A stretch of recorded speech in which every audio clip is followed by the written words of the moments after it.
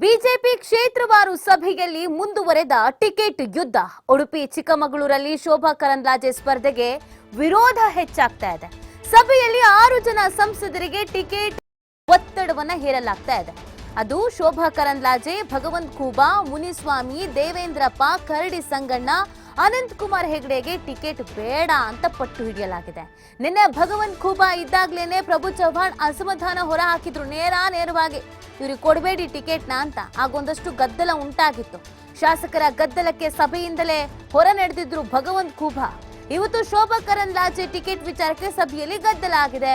ಕಾಂಗ್ರೆಸ್ನ ಜಯಪ್ರಕಾಶ್ ಹೆಗಡೆಯ ವಿರುದ್ಧ ಪ್ರಬಲ ಅಭ್ಯರ್ಥಿ ಕಣಕ್ಕಿಳಿಸಿ, ಇಲ್ಲವಾದಲ್ಲಿ ಪಕ್ಷಕ್ಕೆ ಸಮಸ್ಯೆ ಎದುರಾಗಬಹುದು ಅಂತ ನಾಯಕರು ಹೇಳ್ತಾ ಇದ್ದಾರೆ.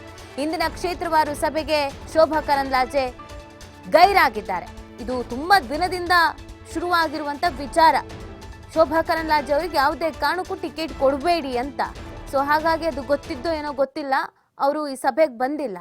ಈಗ ನಾವು ಕಾಂಗ್ರೆಸ್ ಯಾವ ಸ್ಪರ್ಧೆಯನ್ನ ಹಾಕುತ್ತೆ ಅನ್ನೋದ ಆಧಾರದ ಮೇಲೆ ನಾವು ಕೂಡ ಸ್ಪರ್ಧೆಯನ್ನ ನಿಲ್ಲಿಸಬೇಕಾಗತ್ತೆ.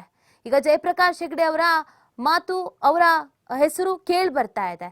ಸೊ ಈಗ ಇವರಿಗೆ ಟಿಕೆಟ್ ಕೊಡೋದು ಬೇಡ ಶೋಭಾ ಕರಂದ್ಲಾಜೆಗೆ ಅಂತ ಹೇಳಿದ್ದಾರೆ.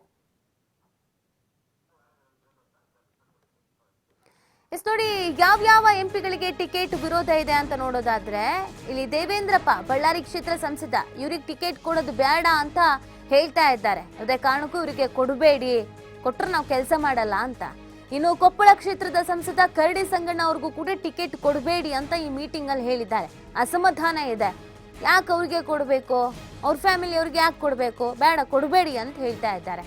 ಇನ್ನು ಬೀದರ್ ಕ್ಷೇತ್ರದ ಸಂಸದ ಭಗವಂತ್ ಖೂಬಾ, ಇವ್ರಿಗೂ ಕೂಡ ಯಾವುದೇ ಕಾರಣಕ್ಕೂ ಟಿಕೆಟ್ ಕೊಡಬೇಡಿ ಅಂತ ಹೇಳ್ತಾ ಇದ್ದಾರೆ.